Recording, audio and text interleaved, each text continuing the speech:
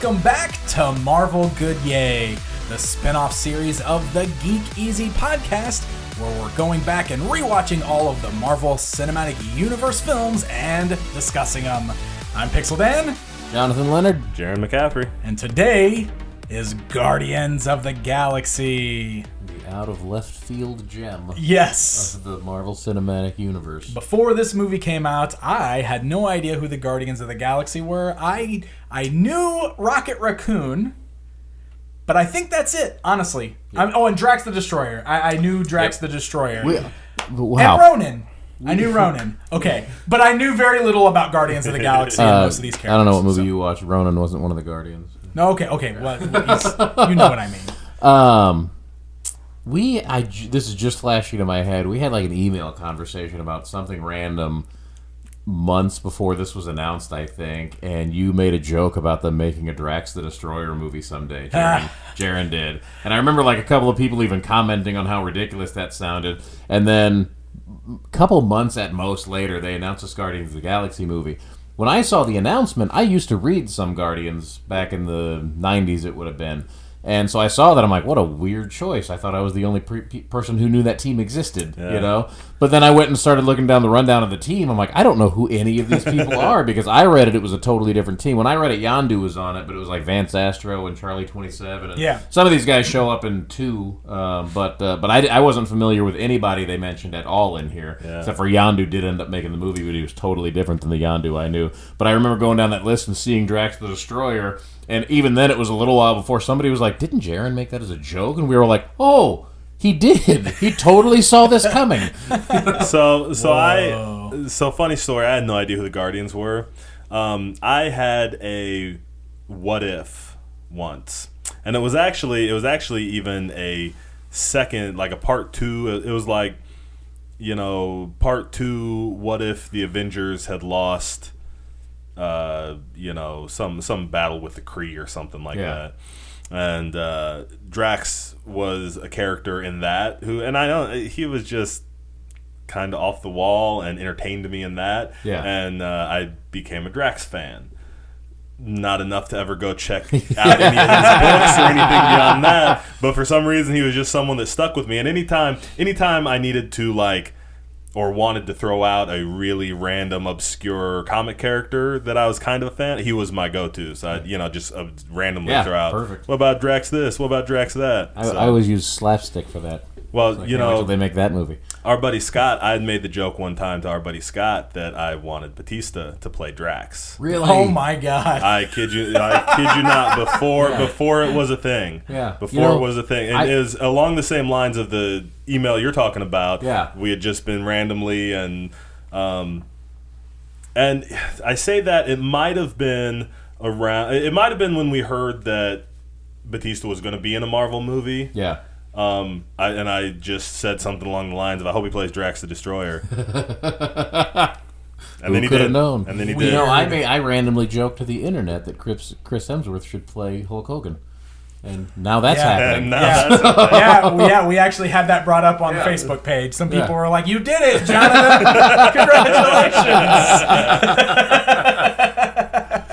So, side noting there a little bit. Yeah. I was really happy when I saw that news. Like, I did do it. I did it. Well, I just need to start talking about Moon Knight a whole bunch then. Yeah. Maybe Moon Knight will finally get a movie. They've been. I mean, it's been kicking around. Yeah, I know. Doing some sort of projects with it. So, anyways, now we're getting on to main show topics. Let's get back to Guardians of the Galaxy. All right, tell us about that opening there, John. Okay, so the financials for this one. $333 million domestic, $440 million foreign take for a $773 million worldwide cum here on a budget of $170. Now, my favorite part of this by far... $170 million.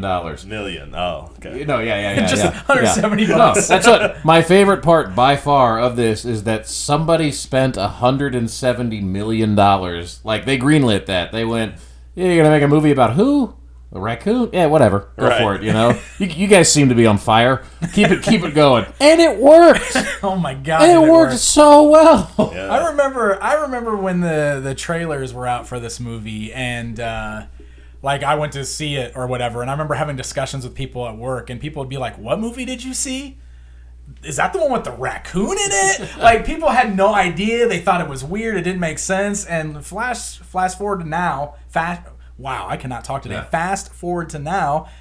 They're like A-list characters now because the mainstream knows who these characters are. Yep. Well, it was the sort of the blow-off Marvel movie in the middle there. It seemed like going into it because it was after Winter Soldier, and it was like August of that year, and so it was like the last lead up to Avengers, but Avengers wasn't coming until May, and that was the big deal. Is like the first Avengers was so huge, and now the second one's coming out, and so we've got our big important Captain America movie that sets a lot of this stuff up going forward, and then now we've got this kind of like we've never heard of these guys, but it's got the Marvel tag on it, so I'm sure it'll do fine. We'll see what happens.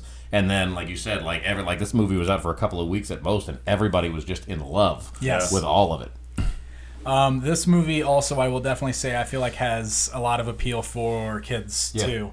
Because I remember the reaction for it even when the movie was out, and come on, there's so many characters in this that kids can easily attach to, right? Which is funny too, because it's also one of the more like not that it pushes PG-13 to the edge, but it pushes it a lot farther than a lot of the Marvel movies. Yeah. I mean, there's definitely some language and some stuff in here that's not necessarily kid appropriate, but like it's so easy for kids to like Rocket Raccoon and like Groot, and even Star-Lord's a cool character. He's got the Han Solo vibe going on. You know what I mean?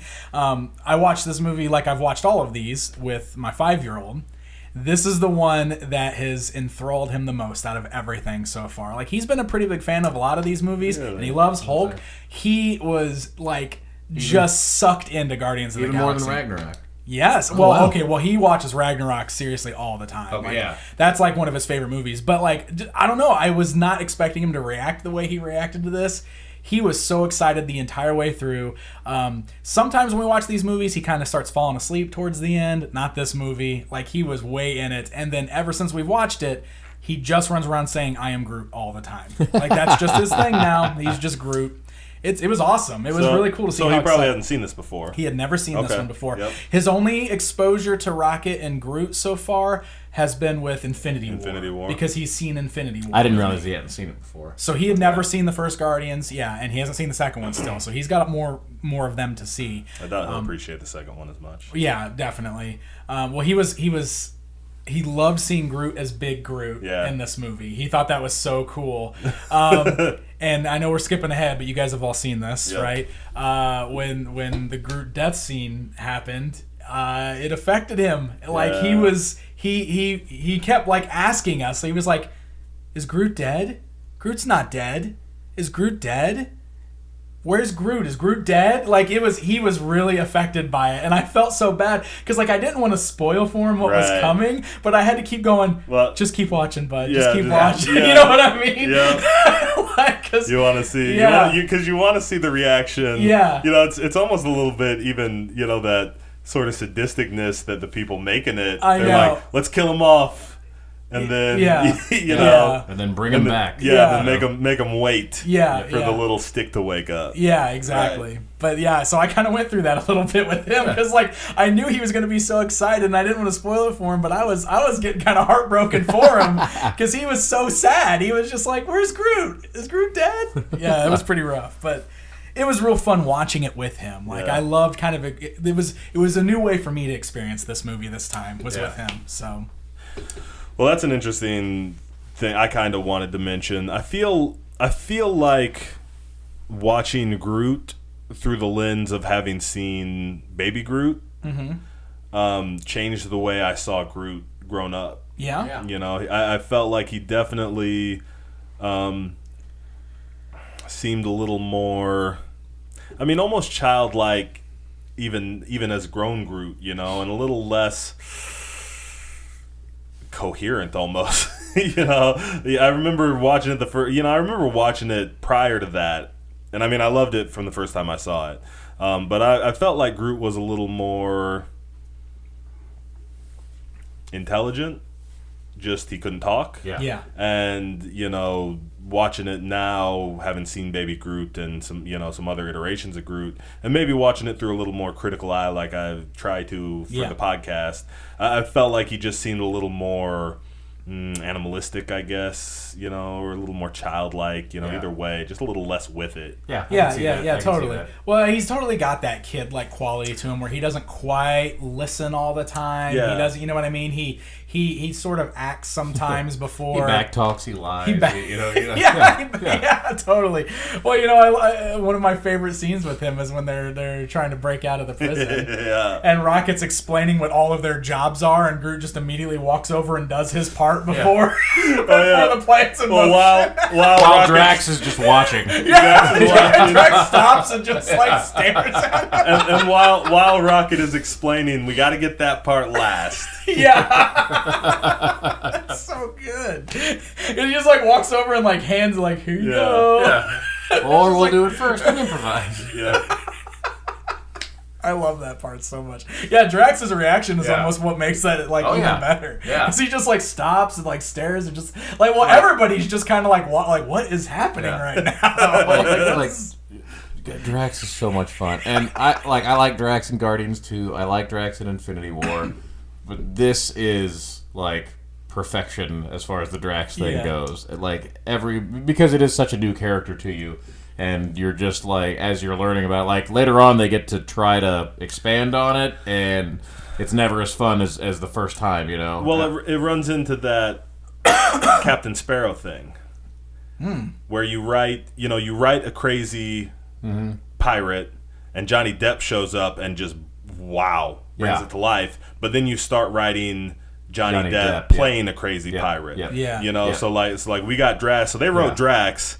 And Batista showed up and just took that and ran with it. Yeah. And then they started writing Batista as Drax. And maybe to a lesser degree. It's not a one-to-one parallel, obviously. No, but that's exactly how it works. Yeah, it's when you write a character and go, I hope this works, and then when it does work, you go, okay, I got to write more of it, but now you're playing into what you have instead of just making it new. So, nothing disparaging about Drax going forward. He always has some great stuff to deliver, but I forget how much I appreciate him in this movie until I rewatch this movie. Drax is Draxiest. And he every scene he just steals. Well, the other fun part about that is we get to see the other characters experiencing Drax for the first time, and by the time we get to the other stuff, it's just Drax, and they don't quite react as much because he's just Drax. But in this one, you get to see, the crazy looks when he says something crazy, and Star-Lord looks at him like he's nuts. Or when Gamora gets super frustrated because he's just doing his thing. We don't get that dynamic quite as much.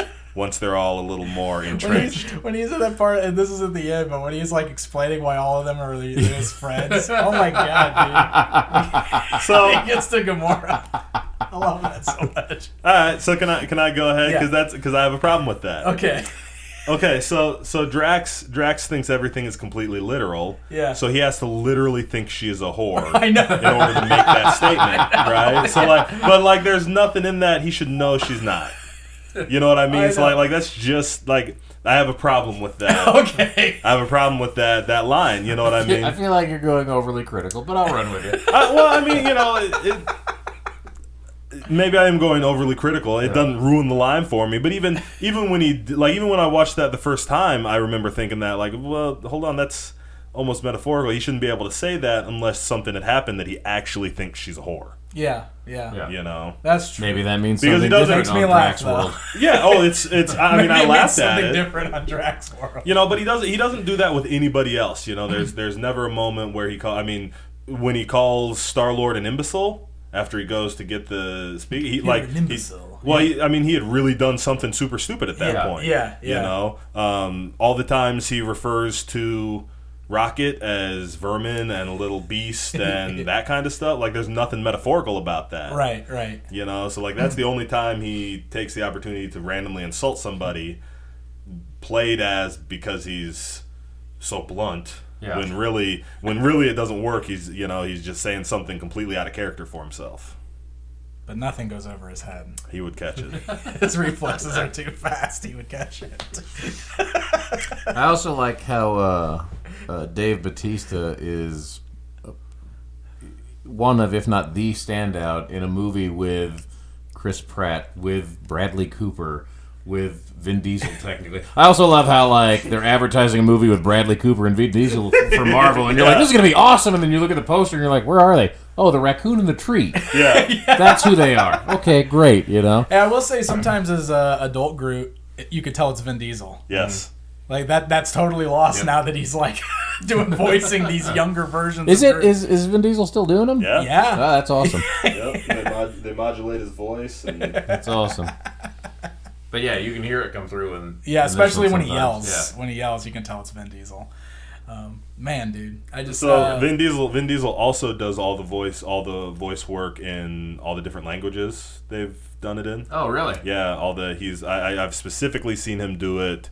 Was it Yo Soy Groot in Spanish? Wow. But he learned how to say it in all the languages that they did. So, Hey, see? So he put some work into that. Yeah. That's awesome. I learned how to say 2 words a bunch of ways.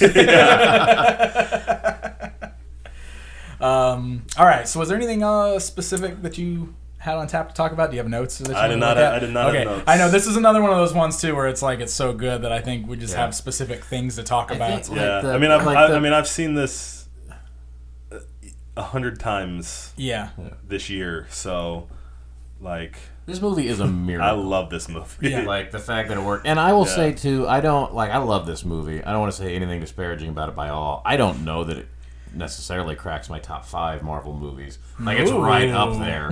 I guess we'll find out in a few weeks. It's here. definitely in my tops. but I don't know about top 5 specifically, but it's up there. I do remember walking out of and I feel like this happens with 8 out of 10 Marvel movies. You walk out and everybody immediately is like, that's the best one they've ever done. This is the greatest thing. And that's one of my pet peeves because I always, it's like, it's the best. Is it really? Is it maybe just the newest? Is it?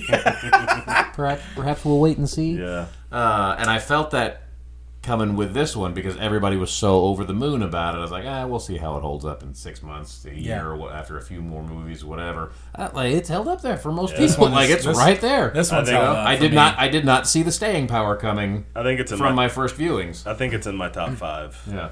It's I feel like this one is I feel like this is okay. First of all, I feel like this one accomplished everything that Avengers did in one movie. Mm-hmm. You know, I feel like by the time we get to the end of this movie, I feel like I am equally as invested in this team as I was in the Avengers, having come through 5 movies. Mm-hmm. I feel like this another point I wanted to get to when you're finished there. Yeah, well, I feel like the stakes at the end for the end fight feel as big as and as important. Mm-hmm. And it did it all in one movie. Mm-hmm. I would not put this above Avengers, but I would say it rode second seed for a long time. Mm-hmm. It's tough for me. It for a long time. It was in high contention with Winter Soldier for my number 2. Ooh. Mm-hmm. I could see that. For sure. I mean, even when we got done watching it this time, like, I looked straight at Christine and I was like, this is still one of my favorites out of all of them. And I definitely feel that way still. It is an absolutely perfect movie, I think. That just doesn't always mean it's the best of some, you know what I mean? Yes. Like, there are probably movies I like more that might have more flaws in it. I don't know. This thing is perfect. Yeah. Like, there's nothing like that they try to do that they don't do. There's nothing that they fall flat on. I don't remember a single line of dialogue catching me off guard. I mean, you mentioned one for you, but I don't remember anything that really struck me. What I was going to say to your point as far as, like, doing everything the Avengers did, I kind of used this movie as my go-to for when discussing DC movies. Okay. This is like the team-up movie that helps more to prove that the WB is terrible at making movies. You know, most movies that prove that are actual DC movies. Right. This is one of the Marvel movies that proves it because one of the arguments is always like, well, they're not that bad. They just rushed to it. They tried to get to the Avengers too quick. Yeah. You know, and they kind of fell along the way. They just didn't take their time like they should have. Guardians did it in one movie. Right. Guardians did it in one movie. Yeah, one movie. So like, no, did they have 5 to 10? No, but they had like 2 and then or 3 and then tried to move into the Justice League and didn't at any point. Guardians did it in one movie with a bunch of people you've never heard of and did not care about. Yep. You didn't care about Chris Pratt when this movie came out. Right. You care about Chris Pratt because this movie came out. You know. Yeah. So like even your cast, the biggest names in your cast are playing a raccoon in a tree. A bunch of characters you've never heard of and don't care about. Oh yeah, John C. Reilly. Yeah, you know. You got Glenn Close, you got names in there, but like your main cast, you don't know them, you don't know who they're playing. The only thing you know is that logo at the front of the movie, which is going to get some people in the door, but you still have to deliver at that point. And they did it in one movie. Yep. You know? Absolutely. So, don't tell me it can't be done or you have to take too much time or blah, blah, blah, blah, whatever. Yeah. One movie. Yeah. And set up and explained all their backstories and tied them together in a way, you know, that brought the team together. Mm-hmm. Look, when we're always having these discussions about like a Masters of the Universe movie and how I have just I just don't feel like it's ever going to be done the right way. Like, I want to point at Guardians of the Galaxy to all the studios and go, see this? See what they did right here? This is exactly how you need to treat a property like Masters of the Universe because it needs that same kind of treatment. And it's the same kind of wackiness and craziness and the weird settings and all the creatures and all this stuff. Like, if you give it this type of treatment and you like, don't try to make it this funny because that'll shoot yourself in the foot doing that, but care about your characters as much. Like the worry with studios with stuff like He-Man is always the same kind of stuff that the DC movies fall flat on their face for. Well, you know, it's I don't know, the mainstream audience probably won't understand, you know, this sort of thing. How are we going to ground it? How are we going to ground it in reality? We should probably put it on Earth instead of Eternia, and you know, like no, guys, Guardians of the Galaxy. Do that, but with He-Man. Can you imagine them turning in a first cut of Guardians of the Galaxy and then just getting a bunch of notes that say, "Great job, but we need more explosions and more Batman."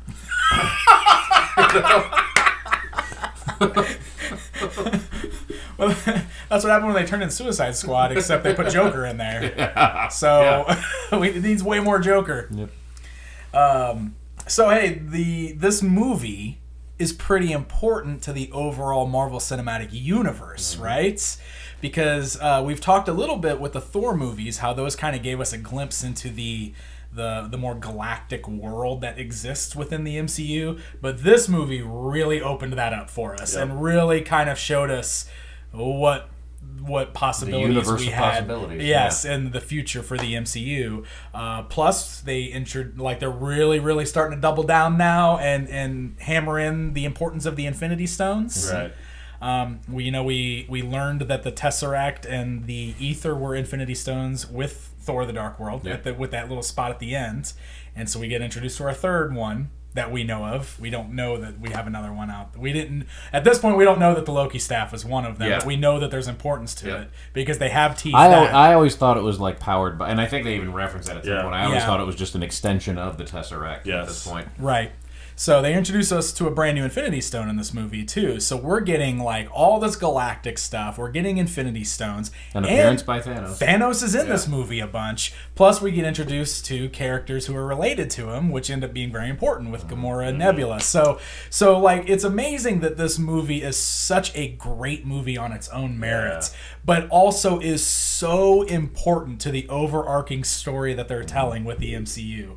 This movie just accomplishes everything like the best it possibly can.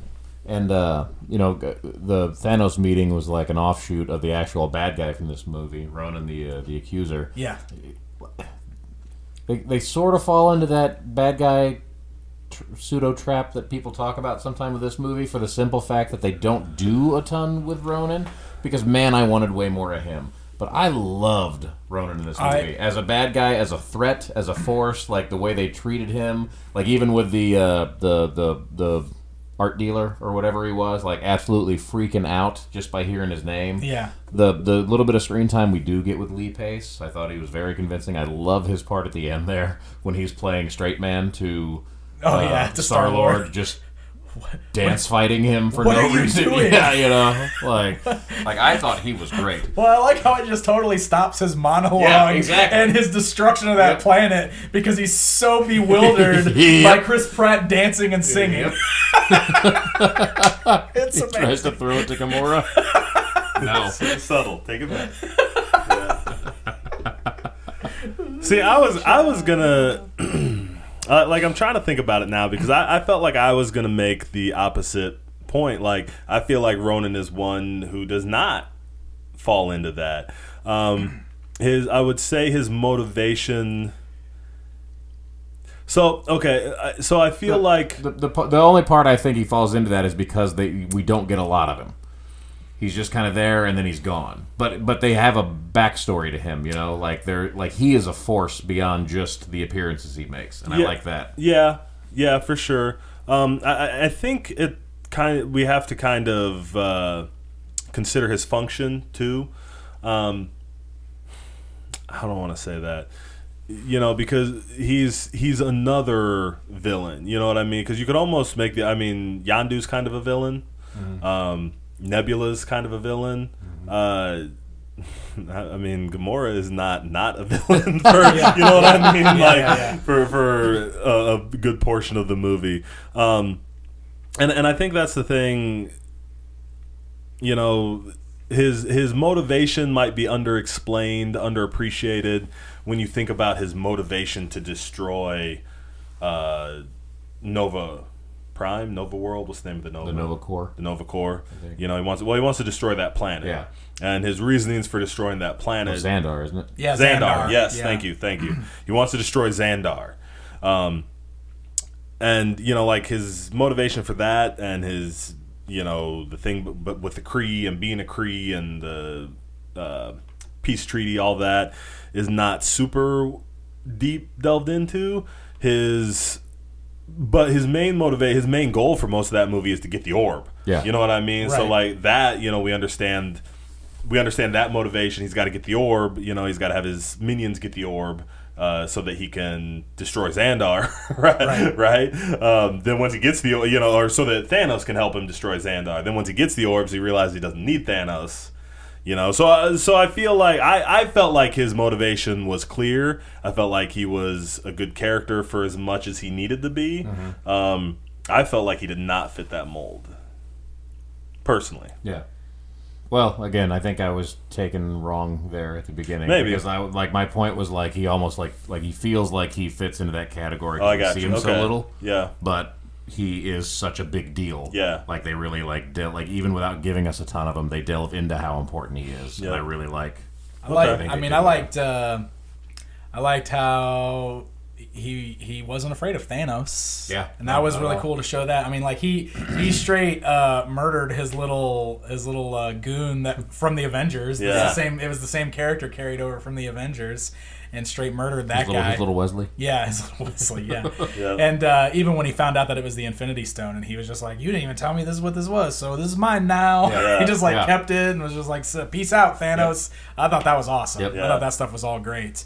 Well, yeah, and that was even before when he murdered that guy. Like, the first time he went to see Thanos, it was just like straight in Thanos' face. Yeah. It was before he had the orb or the Infinity anything. Yeah. Yep. Like, he didn't take that, you know, because he's his Ronan own man. the Accuser, yeah, he's you Ronan know? the Accuser. Yeah, well, I mean, like, I liked him enough that I was pretty excited to get to see him come back in another Marvel movie. Yep. That was pretty exciting. Another time I wish we got more of him. Yeah, but maybe we will. Yeah. Who knows? Yeah, exactly. I don't know. I don't know what else to say about this. Well, let's talk about one thing. What do you guys? How big of a part of this do you think the soundtrack was? Oh man, go ahead. Sorry. It's a huge deal. I think like it sells the movie to begin with. Like the trailer, you're drawn in because of the Ooga Chaka. You know what I mean? Like it just snatches it right there, and it automatically just sounds awesome. Yeah. And then you see fun images happening alongside it, and you get a few jokes, and you're ready to see the movie. Yeah. And then the movie gives you 2 hours of that feeling, you know? You're hooked on it. And like a nice. And like a real reason for it to be there though.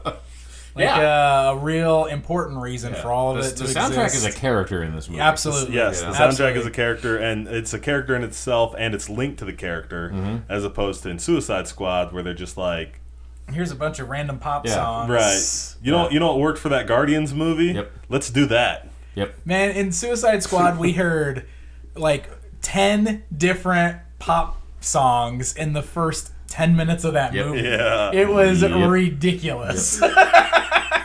Again, you're trying to copy something without understanding what you're doing. Yep. I still listen to the Guardians of the Galaxy soundtrack in regular rotation to this day. I mow that. I mow my lawn to that thing many times a year. Yeah. It's so good. It's so good. Let's maybe since we're way off, like we're not going to jump in and talk about it concurrently. No. What if we talk about each character a little bit? Okay. So we talked about Groot. Talked about Ronan. Mm-hmm. We talked about Drax. We have not talked about Star-Lord. Okay.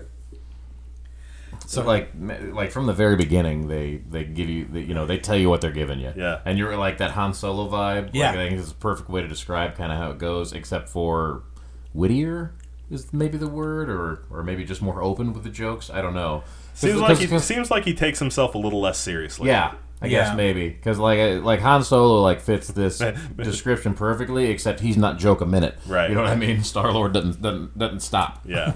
Right.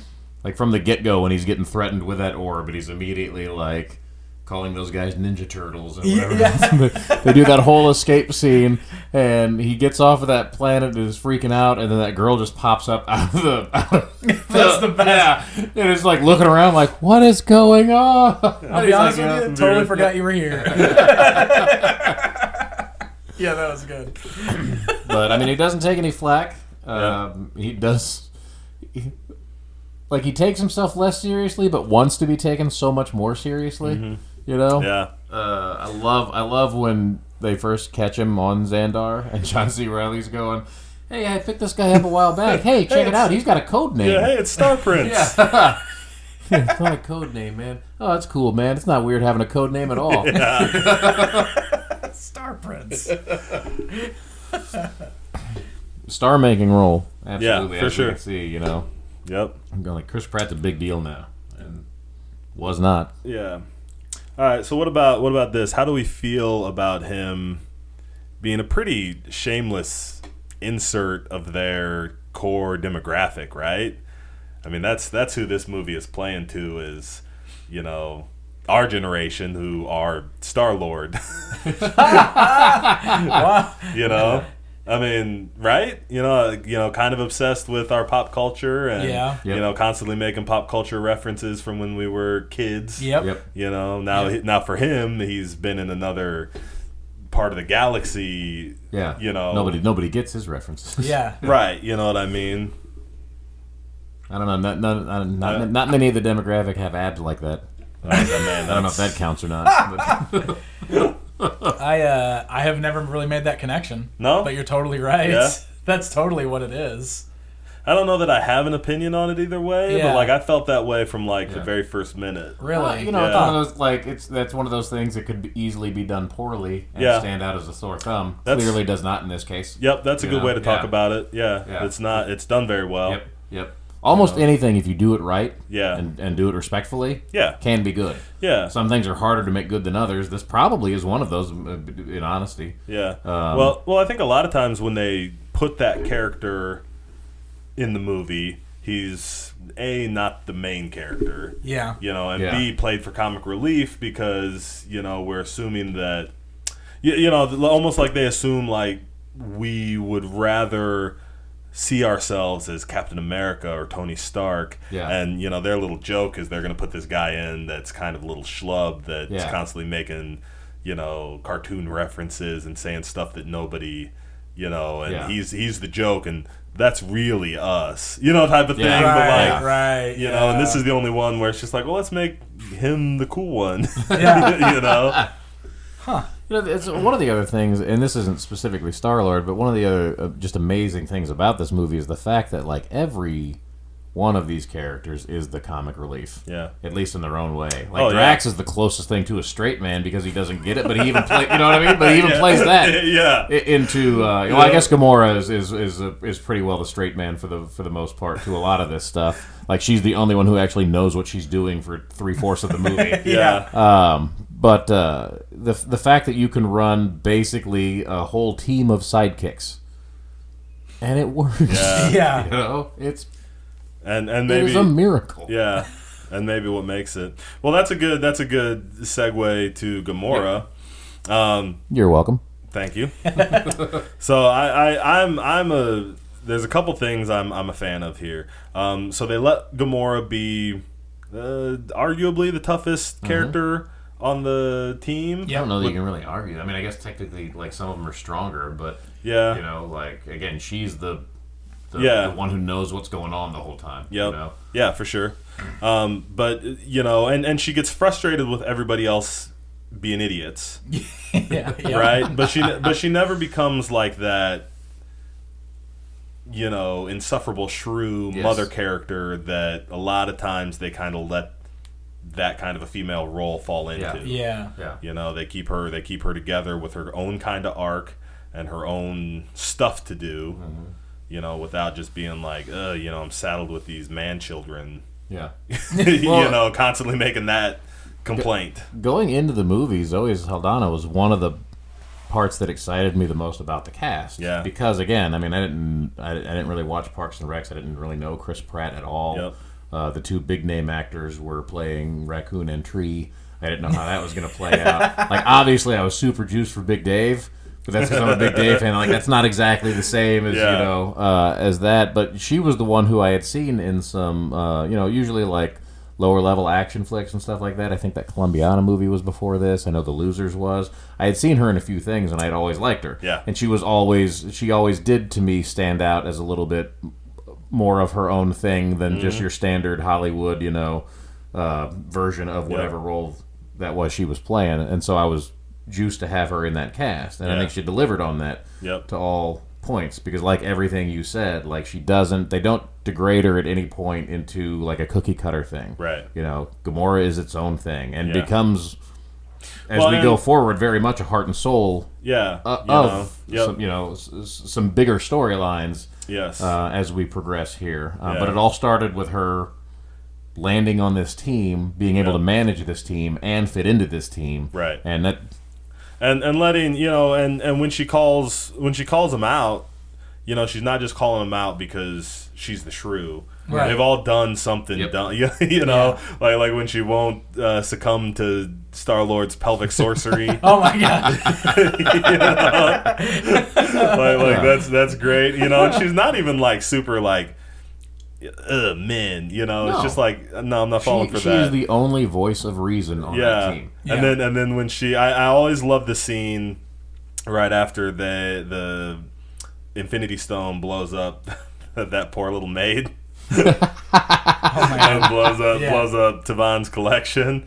And Star-Lord, you know, she's like, we got to give this to the Nova Corps. We got to take it back, give it to the Nova Corps. And Star-Lord's like, or we could find somebody who's also not going to use it to destroy the galaxy, that'll pay us a lot of money for it. And she's just instantly, you know, like you're gutless, you know, you have no honor, you know, and it just feels so right. You know, like it doesn't feel like she's, you know, just not getting with it. You know what I mean? Like, it's just like, you're on her side. You want to laugh at what Chris Pratt just said, but you're like, no, you're on her side, you know? She's definitely the one that steers them on the path of becoming like heroes. Yeah. Right? Like she's got that, she's the hero of the team from the get-go, because she's got a goal and a mission, and she knows what's wrong, and she hates Thanos for what he's done and the life that he's given her. And yeah, so she's kind of she's the turning point for the rest of the team. Yeah. I also like that Star-Lord doesn't get her in the end. Mm-hmm. Oh yeah, totally. You know, that's so I think that makes such a huge difference in how you're able to view her, and more, you know, more retroactively, you know, because you're waiting, you know, we're just so conditioned to expect that, because that's what happens. You know, the guy, you know, the heroes win in the end, the guy gets the girl, and everybody lives happily ever after. Right. And you're expecting it all the way. And even though they're on good standing when they get to the end of this movie, he does not, like, you know, he has not gotten the girl. And so it makes them, you know, it makes it feel like everybody's their own thing. Right. Instead of her just becoming this offshoot, you yeah, know. totally. Oh, she's not just the love interest. Totally. Right. Yeah. You know. She is Gamora. Gamora is its own thing. Yeah. It pays her off. Yeah, you know, it pays her character off that, her own arc and stuff. Yeah. But she also softens along the way. Oh yeah, which is good. Yeah. So like, there's growth on both levels there, Yes. but without betraying. Yes. The essence. Yep. Yeah. So good. We haven't talked about Rocket much. I was gonna say Rocket's probably next. Yeah. Who's I love Rocket the whole way through. Like, I love how they will just randomly suck you back into the idea that this is a sympathetic character. You know what I mean? Like, because he is like Star-Lord, he's basically a joke a minute, but his is more sarcastic. Yep. You know, I mean, he's just cutting all the time. He doesn't even know what he is. Yeah. You know, they give you a glimpse into stuff like that. But like, in the middle of this, like, you get happy every time the raccoon shows up because he's going to say something smarmy, and then all of a sudden, like, he's super drunk and yelling about how he never asked to be created. Right. And you're like, okay, yeah. This is what we're doing now. Yeah. Yeah, for sure. Well, and they find little, even more subtle ways. There's the scene at the beginning where right after they're arrested and led through the jail and sprayed with orange junk, and they aren't quite friends yet. Yeah. And there's that moment where he's changing, and Star-Lord looks at him and sees all the little stuff in it, and he's kind of twisted, and even Star-Lord. Star-Lord realizes this is not a happy creature that's being, know what I mean? Yeah. And we realize that. Then when they're breaking out, the one little line that is one of my favorite lines in the whole movie, because he's like, they rolled my stuff into a little ball. That's rude. They folded yours. I don't remember who he's talking to. Drax, I think. Yeah. That's one of my favorite lines in that whole movie. Well, even when they're doing the big heroic moment at the end where they're getting the team together and he's the last one to stand up, and finally he gets up and just goes, "I probably don't have that long of a lifespan anyway." Yeah, because he makes mention about how, like, he was taken apart and put back together again, and taken apart and put back together. Like, that's apparently was a part of his life when he was being experimented on, essentially. So they really do make him a sympathetic character, which explains why he's so sassy. Yeah. Sassy, huh? He's sassy. I've described him in a lot of ways. I don't think I've ever said sassy about Rocket Raccoon. He's a sassy raccoon. Yeah, he's a sassy raccoon, yes. But I'm going to keep going back to it and keep saying it. Like, how did they give this many nobody characters this much depth? Yeah. I know. It's you amazing. Know so much, and it's not even. I mean, Marvel's made some long movies. This clocks in right at 2 hours. Yeah. Right. I mean, that's not one of their longest by any means, right. And they still give you brand new characters with fully developed backstories. Yeah. I mean, there's some mystery left there, obviously. We start hearing about Peter's dad, and so we know that's sort of a lead into what's going to happen next. Yeah. And so there's some mystery kind of behind where he came from. You don't find out till the very end that he's part alien. Yeah. Well, I guess you don't know. I guess you do know that the whole way through. I thought there was something you found out. I mean, it's like confirmation, Yondu. Right? It was the fact that Yondu was hired to catch him. Right. That's what you don't know that his dad's looking for him. Right. Until the end. But you get so much, but they leave some off. But you have an idea of his backstory. We don't know who experimented on Rocket or why or what the purpose was, but he went through all that stuff. Yeah. We get a lot about Drax's family. We know where Gamora came from. You don't get a lot about Groot, but Groot's kind of that's what Groot's there for. Mm-hmm. But you even get like some world building. You get the Kree stuff. You get the purpose of the Nova Corps. You get the political treaty that Ronan's so bad about. Like, you get all of this, plus tons of action, plus all the jokes, all these characters that you're in love with all of a sudden in 2 hours. Well, it's a great example in filmmaking, and we kind of talk about this over on the Streak Easy, our other mini-sode podcast. Good plug. Thanks. That we talk about wrestling matches, good wrestling matches, how everything means something. Everything in this movie is doing more than just making a joke or being a fight scene or being you know what I mean? Even down to, when that very first fight scene, Gamora just hacks off Groot's arms. Like the very first thing that happens, so that we can learn right away that Groot regrows his stuff. Right. Did you guys know that's a running thing in Phase 2? What? The arm hack? No. Good a time to bring it up as any, I guess, right now. Phase 2 is looked at as like the Empire Strikes Back of the MCU. That's how Kevin Feige looked at it. Yeah. So if you go back to everything, so what started Phase 2? Iron Man 3. Who loses an arm in that one? I think it's just one. Is it one of the? Oh, yeah. Do a couple of people lose their arm in that one? Probably. It's something with the Extremis stuff, I think. Yeah. I remember. I specifically remember. Now that you say that. Yeah. I remember a couple different people regrowing their hands and. Yep. Because there's a bunch of lost limbs in that movie that kind of grow back. Thor 2's got the fake moment where Loki cuts the hands off, arms off. Winter Soldier was. I mean, he's missing. Bucky's got a metal arm. Yeah, it's Bucky. Bucky's metal arm. This one's got Groot losing his arms there. Okay. Age of Ultron, which we'll be discussing soon. Stay tuned. Yep. Has Ulysses Claw. Oh yeah. Gets his, and I don't. I haven't rewatched Ant-Man yet, so I'm not positive if it flows all the way through Ant-Man. That's because Ant-Man's in that crazy. limbo still. We always talk about it's weird that Ant-Man's the end of the phase. Right. Yeah. But so I don't remember for sure if there's one in that, but at least through Age of Ultron, that happens in every movie. We'll be watching that one soon. So we'll check. That's awesome. Yeah, I didn't even think of that ever. Yeah. Okay. Sorry to sidetrack. No, that's fine. Racket Raccoon. Yeah. Any other thing about him? I think that's all. What about Nebula? Gotta include Nebula. Oh yeah. Nebula's. Awesome. Watching this after having seen the second one, Nebula. I feel like it puts Nebula like I see Nebula differently too. Watching her, again, and not just the relational stuff, but seeing her as almost like a reverse. You know how when you see like a character and they're part of the team, but then they split from the team? Yeah. Almost like the reverse of that, where like I view her as part of the team. Yeah. You know what I mean? Yeah. Even though she's just kind of a villain in this one. Yeah, totally.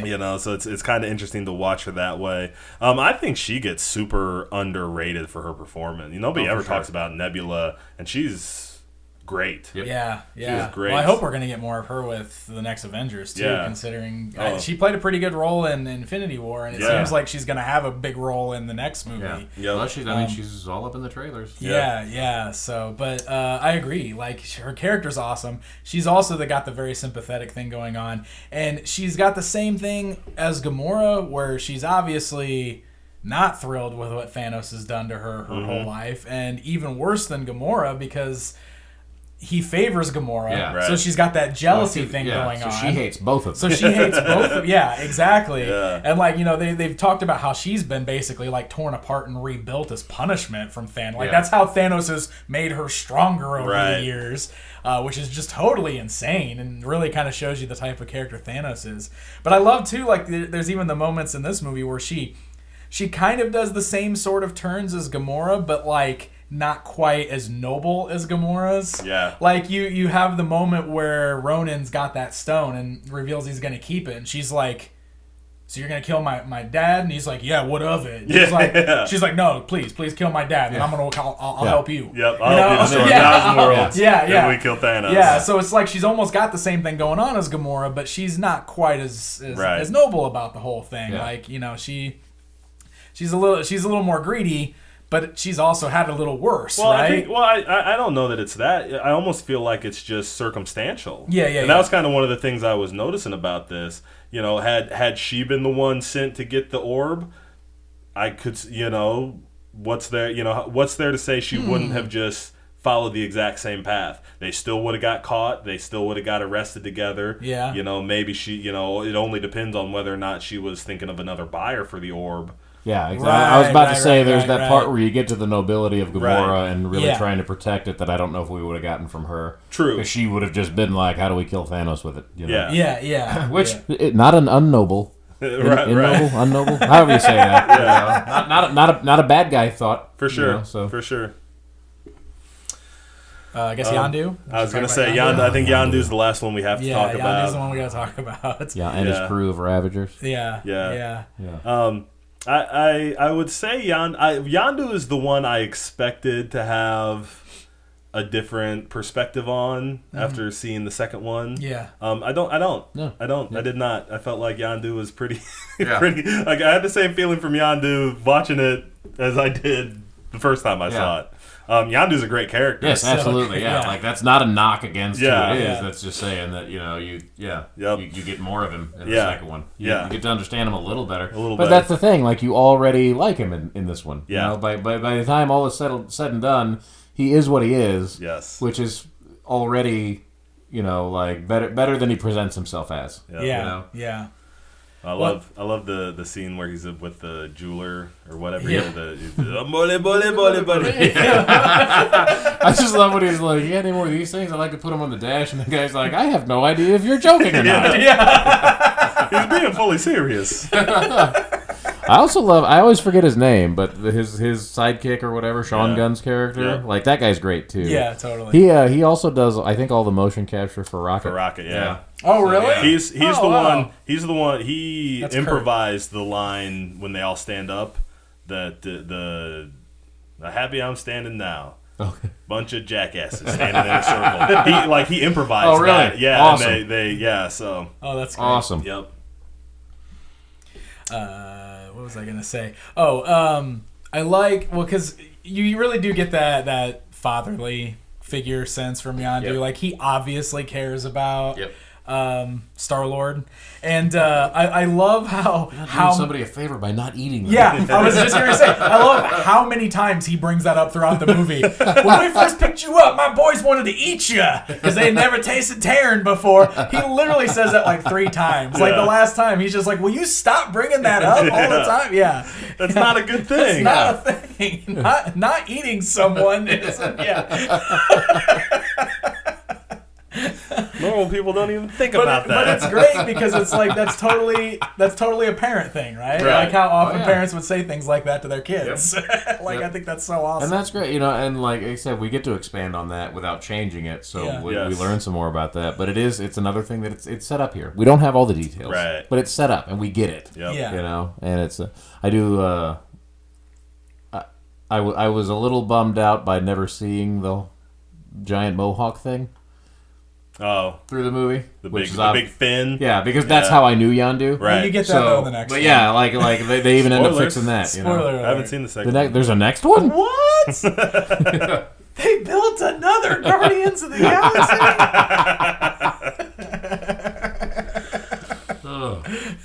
But yeah, Yondu's and I Michael Rooker's another one I was definitely excited about seeing him do something because he was in Mallrats. well, I was gonna say Slither, the other James Gunn Yes, movie. he was. So he's kind of a carry along for that. Yep. And that's a big fan of Slither. Also Mallrats. He's great in Mallrats. So we don't have to say a lot about the Collector, but I think he's just a fun, weird character. Yeah, he's worth bringing up. I very much enjoy when he sees Groot for the first time. Yeah. And he's like, oh, who are you? And I am Groot. I never thought I'd meet a Groot before. You must allow me to pay you now, so I may have your corpse later. I thought that was amazing.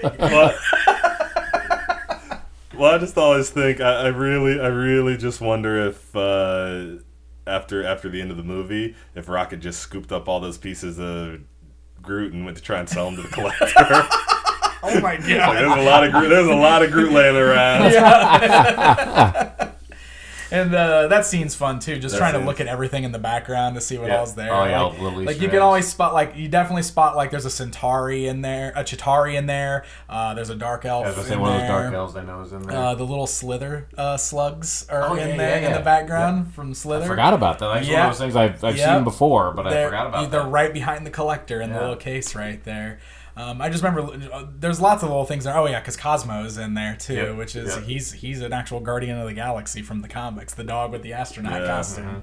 And then of course we got the cool little after credit scene too, where we get the Howard the Duck reveal, which was amazing. I just remember when we saw that the first time in the theater, and we were like, "How are the Ducks in the MCU officially?" Yeah. Oh my god! It's all legit. It's legit. Yeah. Oh my god! Real thing really happened. Yep, real thing. You know, we kind of glazed over when we talked about Groot, just to backtrack a little bit, like the language thing there and how much fun they have with that. Yeah. And I like how that expands going forward, too, because more and more people start to figure out what in the heck he's saying as he talks, and that's great. But just like having Rocket run around as his interpreter, basically, in this movie, and explain from a dialogue perspective, like, you know, like he's not going to say, like, his verbiage is rescinded to these syllables, you know? Yeah. Well, and they never and Groot. Well, and they never play repeater with him. Yes. They always just let Rocket respond. Yeah. Yeah, you know. Which is a wonderfully... I know they're the only friends we've got. Wonderfully written dialogue. Yes. Because they don't, like he's not sitting there telling other characters what's going on unless he absolutely needs to be at that point. Yeah. He is just having a conversation with him, and you can tell what that conversation is. Yep. Whew, it's fantastic. So I think that's everybody. Yep. Yeah. So let's cover the end. Yep. And we're right there. Yep. Huge fight to save Xandor. Right? Did I say that right? Xandar. Yeah. Okay. Huge fight to save Xandar.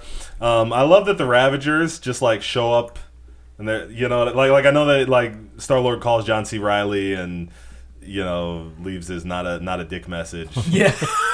I don't believe that anybody can be 100%. But I love that they're just like I don't know, just that the Ravagers just show up at this planet and they're just like, well, we're just gonna fight. We're just gonna fight Ronan here. Yeah. I love that. I love the beats in this fight. Mm-hmm.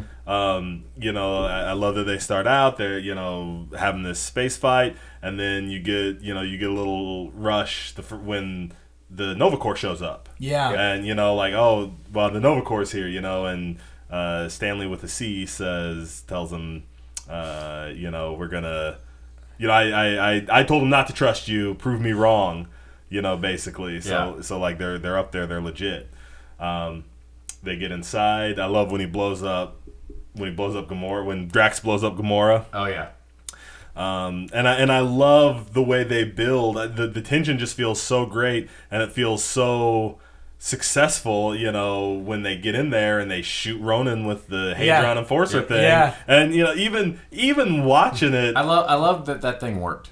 Yeah. Because I kept expecting that to be like the dud little rock, you know, whatever, like the little Justin Hammer thing or whatever. Yeah. Like, nope. Yep. You know, and I even got that little moment, like I felt the moment, even though I've seen this movie 100 times, I felt the moment when he shot him with the rocket, and they're all like, because they have that moment where they're like, did we just do it? Yeah. We just did it. Yeah. You know? But then nope, he's fine. One of my favorite things in this moment is how quick Drax is to just charge back, you know, because there's that moment, they think they just won, everybody's a little like, relieved, and then the smoke clears and Ronan's standing right there and he knocks them all down, and Drax is immediately back, like he doesn't wait, he doesn't like, what are we going to do now? He's just like, all right, well, I'm going to kill this guy now. Yeah, exactly. And that just felt, you know, just that little bit of characterization is just like, oh yeah, yep, that's what Drax is here for. Yep. And then I love when Rocket shows up and just crashes the ship into the you know what I mean, like I love that. So then the ship crashes. I like the when you talk about like them making that phone call and everybody joining together for the fight, like I think that was one of those kind of like subtle additions of levity to the situation. Like it makes you appreciate Infinity Stones more from a perspective of that universe. Because like we already get it, we know what they are, but we don't know that everybody does. I mean, we don't know that they know. Like Peter didn't know what it meant, you know, stuff like that. But like when someone in high command just hears the word Infinity Stone, all of a sudden they're like, okay, well, everybody at arms, move the whole planet. All hands on deck, evacuate the city. Yeah. For sure. So they blow up the ship. They start going down. This crashes. Is where Groot sacrifices himself to save them in the crash. Which gives you the feels no matter how many times you see it. Yep. I love the crash scene. Just like the way they pull back and we get to see it from a distance, kind of. You know, like once they've got everybody in the little Groot sphere. Yeah. Then they pull back and you just watch this ship, and it feels so big and so important when it crashes. Yeah. And even though I don't think they're gonna kill everybody, you know what I mean? Right. Like I don't think they're gonna kill these characters. What kind of movie would kill all its characters? Right. You watch it crash and you're like, ain't nobody survived that. Right. When they bring it back down, they slow everything down. They let more dust settle, kind of like piece by piece, and then you get just the greatest confrontation. Things are gonna get easier. I love when hearing the music play. Yeah, it sets that, even though it grows into something more. Yeah. When the smoke is clearing, it's just like the perfect song to have playing over. Yeah, totally. They said, Ronan shows up and he's about to, because all he's got to do is touch the Infinity Stone to the ground and he can take the whole world out. Yeah. And he's about to do that and he's giving his little speech, his soliloquy on it or whatever, and here it goes. And then all of a sudden Peter's just sitting there singing. Yeah. And he looks over and he's like, what are you doing? What are you doing? It's so good. Dance off, bro. Dance off, bro, me and you. And then he distracts them long enough so that they use the Hadron Enforcer again, but this time they shoot his hammer. And it explodes, and the Infinity Stone goes flying. Yep. And Peter immediately dives over to grab it. Because it touches the ground. Yeah. And this is such a great scene too, because like they made that, like the Collector made that one almost throwaway reference earlier where he said that one time a group was almost able to control the stone by combining forces and working together. So like this is kind of like a nod back to him saying that, where they all do that. They do exactly that at this point. Like Peter grabs it first and it's like tearing him apart because he can't tolerate the power of it. Which is on a special effects level. Like that looked awesome. Yeah. Like just him holding the stone and starting to kind of crack, and then when they all get together because they all start to grab one by one, and it just adds that extra strength to him. And they give him that moment where he's got that line where he's like, "You said it, we're the Guardians of the Galaxy," and his eyes are all blacked out. Or whatever. Like I don't know why I love that looked so cool. The moment where they get control of the power is amazing. Like because they're all grabbing each other's hands one by one, but once they're all linked up, all of a sudden they just all kind of like do that thing where they puff out their chests and stand up, look like superheroes with purple glowy stuff all around them. It's awesome. It looks so cool.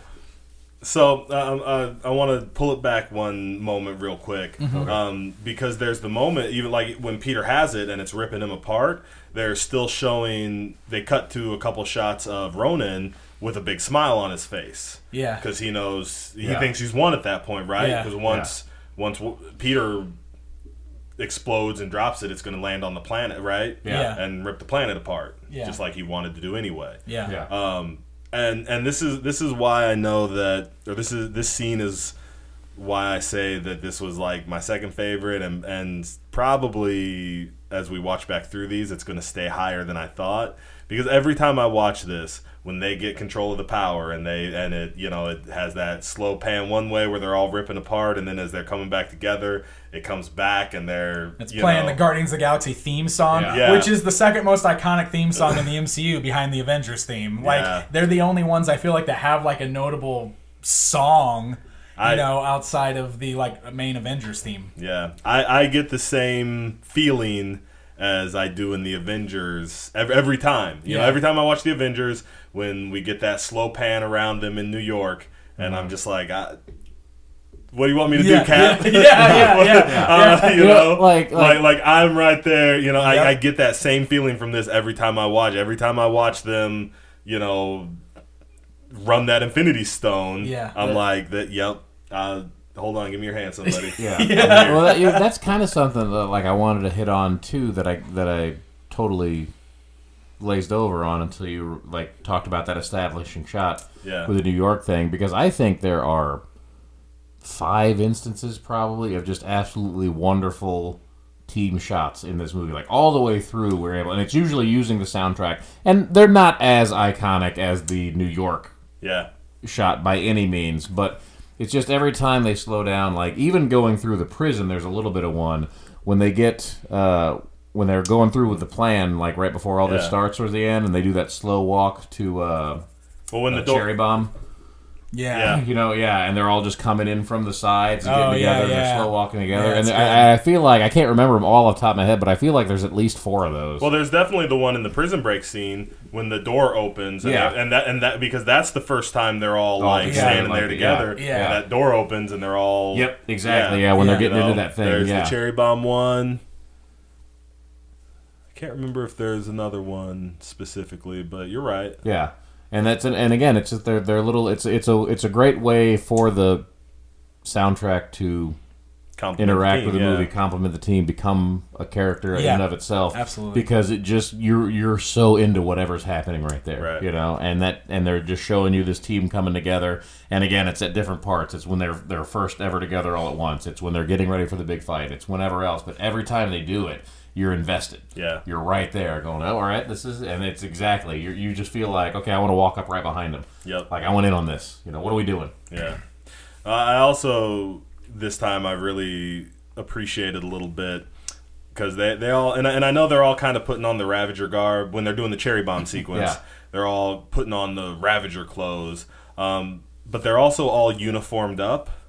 Mm-hmm. And they, you know, and they're uniformed like a team. Yeah. Mm-hmm. And they don't have to make a joke about, what would you prefer, yellow spandex? Yeah. You know, like there's nothing like that. They just let them be. Yep. Hey, hey, don't they look awesome? Look at these guys. I know, right? know? Yeah, look like superheroes. Right. Yep. Yeah, that's awesome.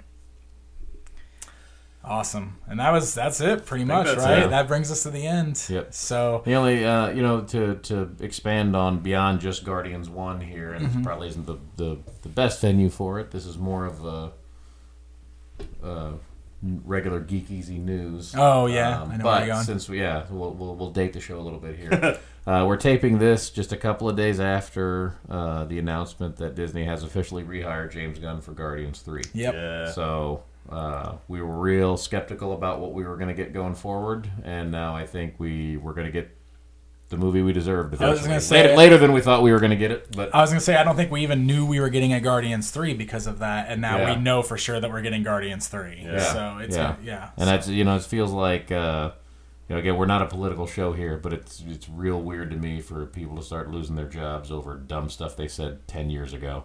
And sometimes I get it, sometimes I don't. But I think in this particular case, I couldn't be happier to see this news break. Yeah.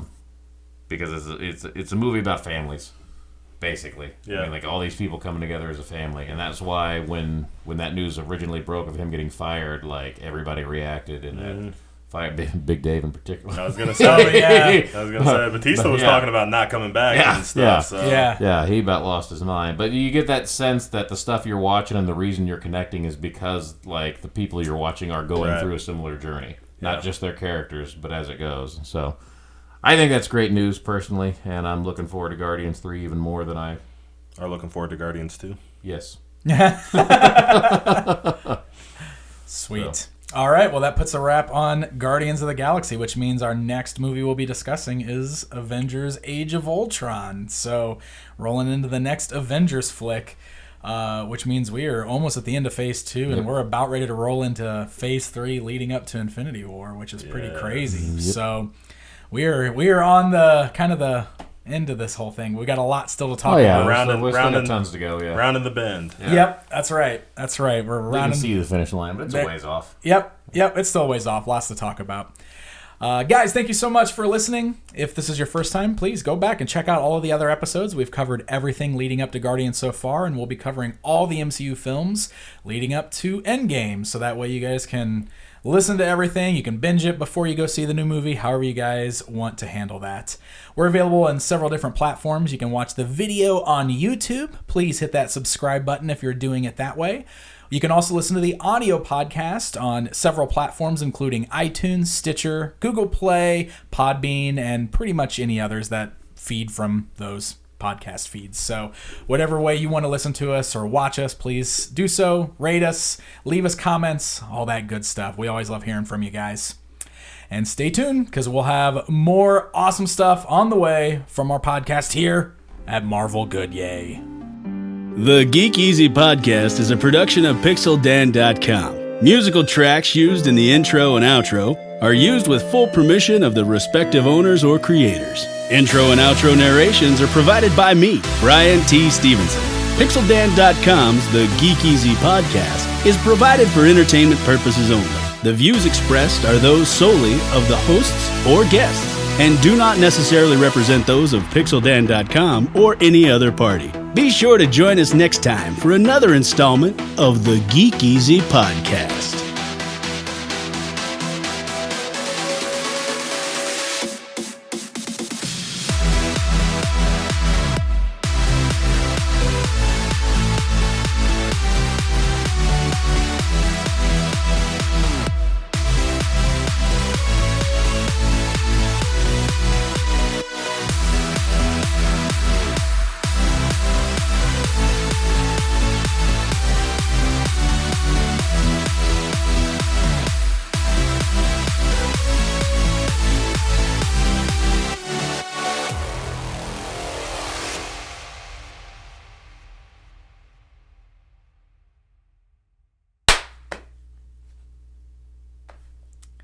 Jack. Ooh. All right, for real this time. That was a good clap. You knew that was going to happen. Yep. Welcome back to Marvel Good Yay, our spin-off series of the Geek Easy Podcast, where we're rewatching. where we are rewatching all of the Marvel Cinematic Universe. All right, films. everybody, back to one. Wow! Holy cow! What just happened? I have no idea. My words stopped working.